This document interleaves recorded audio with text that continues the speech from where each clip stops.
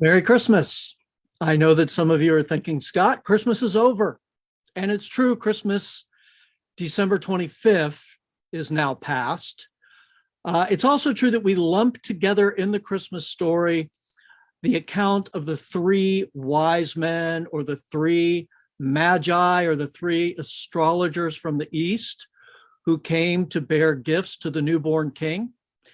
What a lot of us don't think about is that actually happened about 2 years after Jesus was born. So it's not very inappropriate for me to bring in their example to this three-part series that I want to share with you on wise guy giving.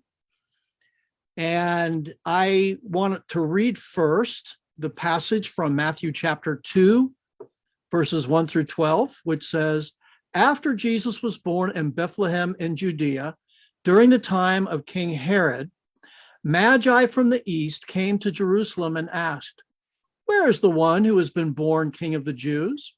We saw his star when it rose and have come to worship him.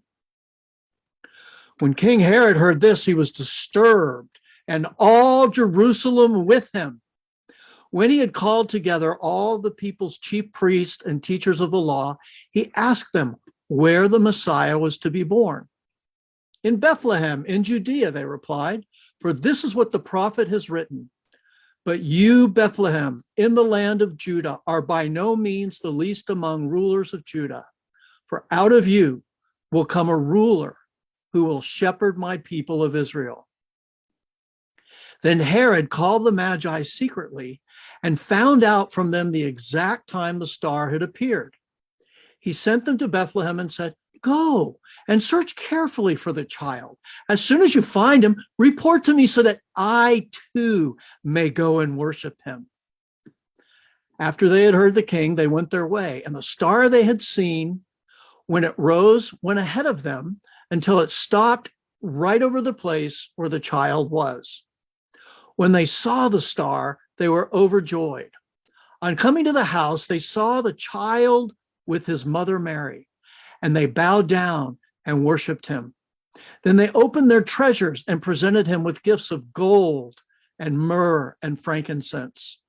And having been warned in a dream not to go back to Herod, they returned to their country by a different route. The story of the wise men, these three wise guys, teaches us how to give. These principles work 12 months out of the year. So as you're buying gifts for people for birthdays or anniversaries or just because days or even getting ready for Christmas next year, these principles that we learn from these guys can guide us every time we buy or present a gift to somebody. And in this story, there are three principles that I want us to look at. And we'll break this down into three parts, only part one today. Principle number one is give more than you expect to receive. Give more than you expect to receive. When the wise men came to see Jesus, they knew they weren't going to a gift exchange. They were going to see a child, a newborn baby. They were visiting a child who was quite literally born in a barn. His parents were poor. The possibility of getting paid back didn't exist. And of course, the wise men didn't care. They came to give, not receive. I've heard of situations where hard feelings developed in families because someone didn't get back as much as they put in. They felt cheated. Understand, when it comes to giving, you can't be cheated because the goal in giving is to give more than you get back. I read about somebody who said, they were talking about one of the people that they work with, and they said one of the people that they work with suggested this to her family for Christmas. Let's give each other the same gift this year, $20 cash. When it comes time to open the presents, we'll take the $20 bill we brought, hand it to the person next to us. They'll take the $20 bill they brought and hand it to the person next to them, and so on all the way around the room. That way, everybody gets a fair deal.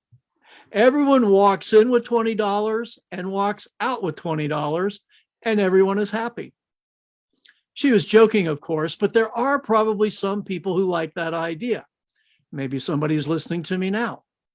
That's not what giving is all about. James Hewitt tells a story of a college friend named Paul who received a car from his brother for Christmas. A kid on the street saw his new car and said, "Hey, mister, is that yours?" Paul said, "Yeah, my brother gave it to me for Christmas." The kid was amazed and said, "Your brother gave it to you and it didn't cost you anything?"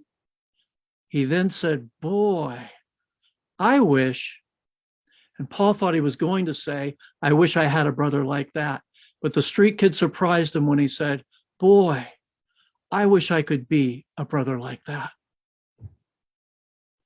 There is a tremendous reward in giving. Give more than you expect to get. In fact, every command in the Bible about giving is followed by a promise that we will receive. Now, I'm not one of these people who say, throw $10 into the offering plate and tomorrow you're going to get $20 back from God. But I am one of these guys who says, I believe what the Bible says. When God tells us to give and promises he's going to return what we've given, and more so, it's going to come in some way at some time.